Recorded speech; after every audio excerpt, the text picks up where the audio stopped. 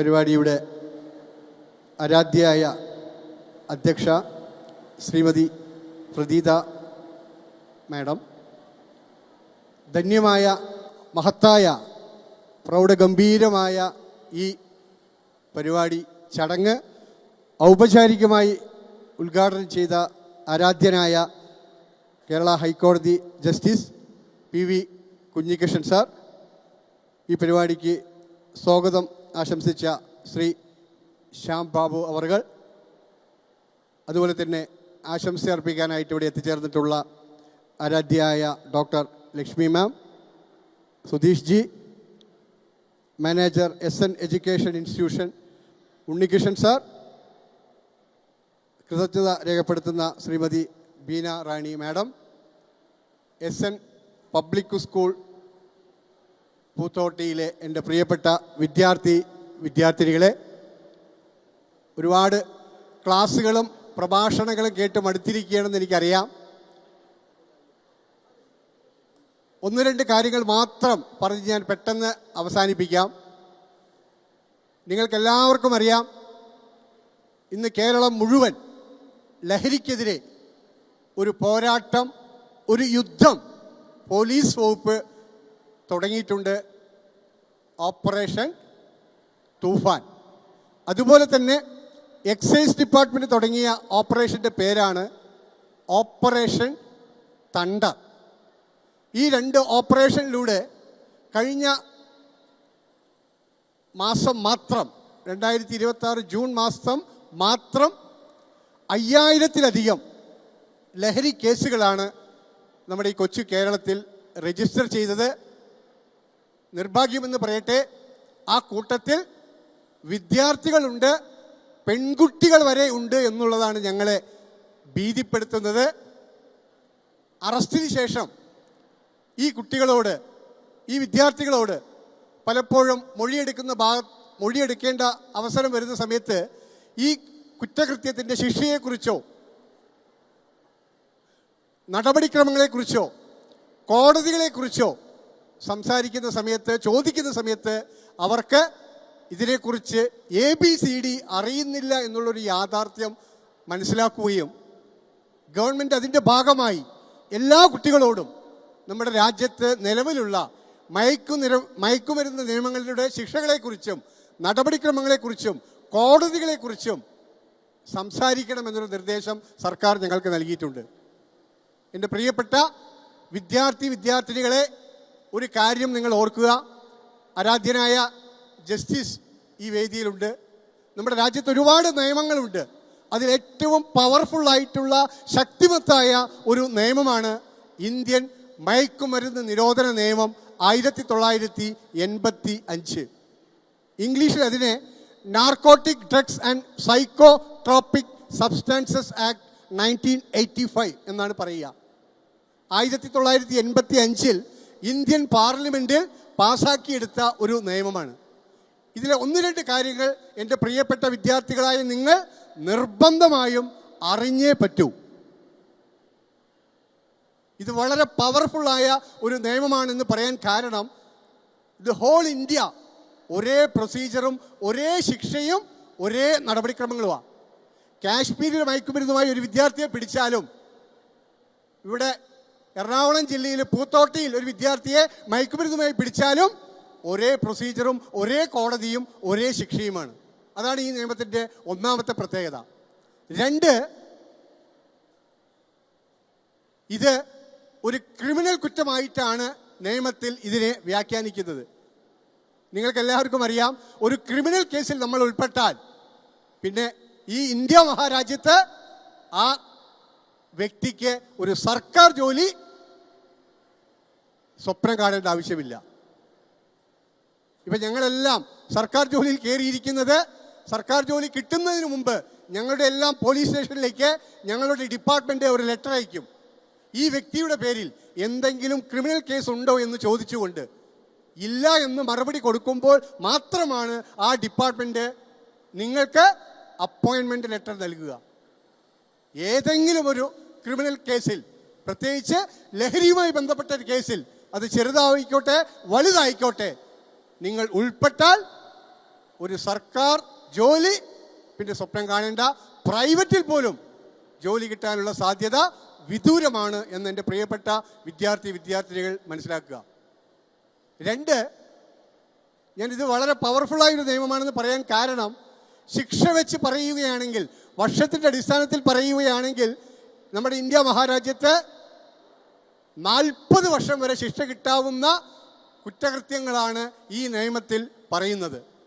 മയക്കുമരുന്നിൻ്റെ അളവ് കൂടുന്തോറും ശിക്ഷ കൂടും, മയക്കുമരുന്നിൻ്റെ അളവ് കുറയും തോറും ശിക്ഷ കുറയും എന്നുള്ളതാണ് ഈ നിയമത്തിൻ്റെ രണ്ടാമത്തെ പ്രത്യേകത.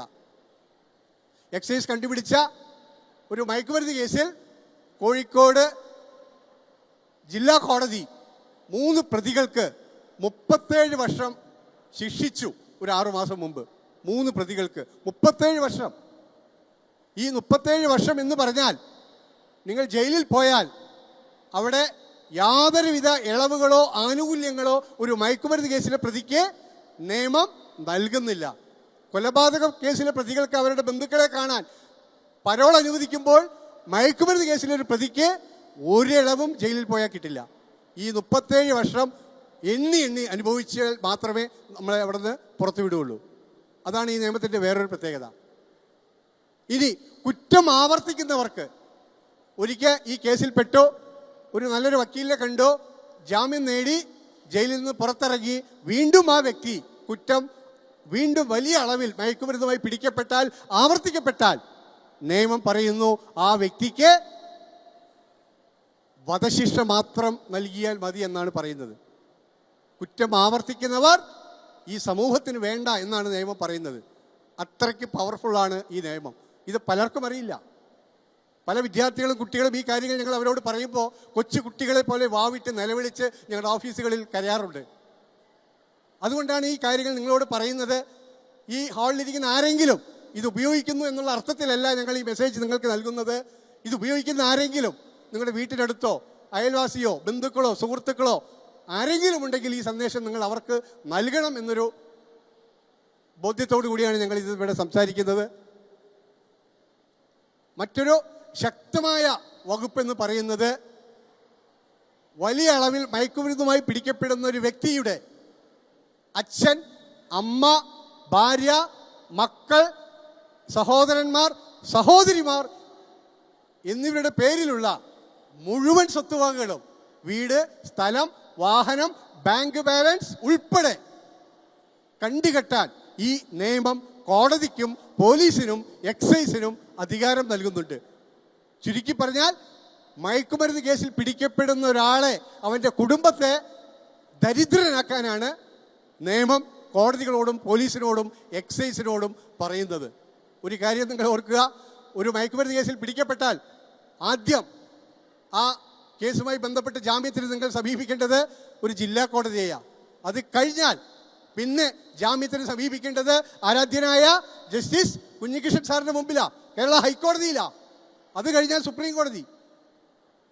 കേസ് കഴിയുമ്പോഴേക്കും, ചുരുങ്ങിയത് ഒരു 5-10 വർഷം കഴിയുമ്പോഴേക്കും ആ കുടുംബം സാമ്പത്തികമായി ശിഥിലമായി തകർന്ന് തരിപ്പണമായിട്ടുണ്ടാവും. അതുകൊണ്ട് ഒരു വിദ്യാർത്ഥിയും ഇത്തരം മയക്കുമരുന്നിനോട്, ലഹരിയോട് ഇന്ന് നോ എന്ന് പറയണമെന്നാണ് ഞങ്ങൾ കൂട്ടത്തോടെ നിങ്ങളോട് ആവശ്യപ്പെടുന്നത്.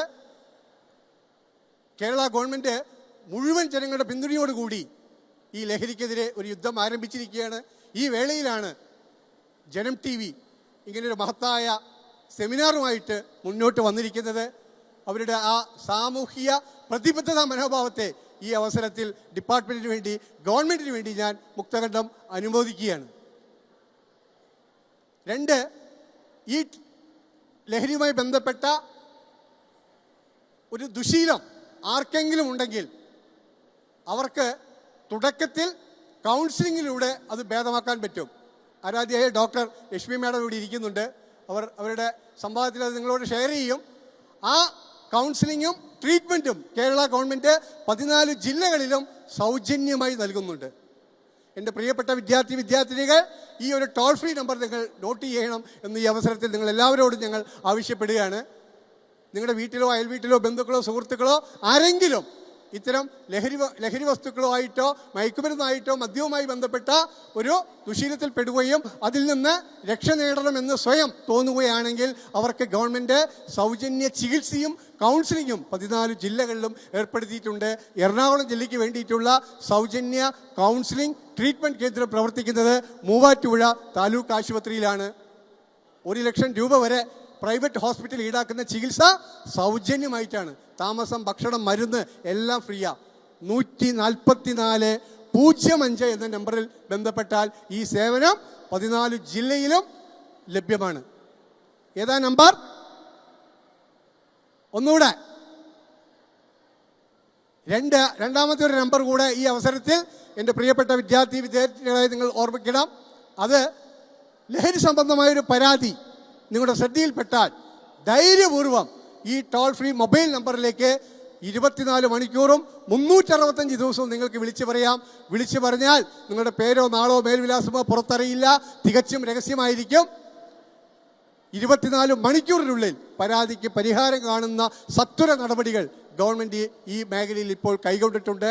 ആ ടോൾ ഫ്രീ മൊബൈൽ നമ്പർ കൂടെ നിങ്ങൾ മനസ്സിലാക്കണം, പ്രചരിപ്പിക്കണമെന്നാണ് ഈ അവസരത്തിൽ ഞങ്ങൾക്ക് നിങ്ങളോട് പറയാനുള്ളത്. ആ ടോൾ ഫ്രീ മൊബൈൽ നമ്പർ ഇതാണ്: 944-717-8000.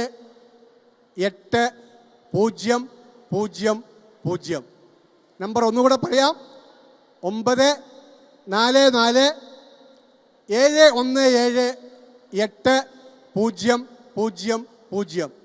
ഇത് സാക്ഷാൽ എക്സൈസ് കമ്മീഷണറുടെ ഔദ്യോഗിക മൊബൈൽ നമ്പറാണ്. കേരളത്തിലെ പൊതുജനങ്ങൾക്ക് ലഹരി സംബന്ധമായ പരാതികൾ അറിയിക്കുന്നതിന് ഈ അടുത്ത കാലത്ത് പരസ്യപ്പെടുത്തിയതാണ്. ധൈര്യപൂർവ്വം ഇതിൽ വിളിച്ചാൽ പരാതിക്ക് 24 മണിക്കൂറിനുള്ളിൽ പരിഹാരമുണ്ടാവും. ഈ പരാതിയുടെ അടിസ്ഥാനത്തിൽ കേരളത്തിൽ എവിടെയെങ്കിലും എക്സൈസോ പോലീസോ ലഹരി സംബന്ധമായ വലിയ വലിയ കേസുകളാണ് കണ്ടുപിടിക്കപ്പെടുന്നതെങ്കിൽ പരാതി പറയുന്ന ആളിന് കേരള സർക്കാർ രഹസ്യമായി 2 ലക്ഷം രൂപ വരെ പാരിതോഷികം നൽകുന്നുണ്ട് എന്നുള്ളൊരു സന്തോഷ വാർത്തയും ഈ അവസരത്തിൽ നിങ്ങളെ അറിയിക്കുകയാണ്. ഞാൻ ദീർഘിപ്പിക്കുന്നില്ല. ഈ പരിപാടിക്ക് ശേഷം ഇവിടെ പ്രഖ്യാപിച്ച 2 ടോൾ ഫ്രീ നമ്പറിൽ ഏതെങ്കിലും ഒന്ന്, ഈ കൂട്ടത്തിൽ ഏതെങ്കിലും ഒരു കുട്ടി പുറത്തുപോയി വേറൊരാൾക്കത് കൈമാറിയാൽ ജനം TV സംഘടിപ്പിച്ച ഈ സെമിനാർ വമ്പിച്ച വിജയമായതായി ഞങ്ങൾ പ്രഖ്യാപിക്കും. നിങ്ങൾ റെഡിയാണോ?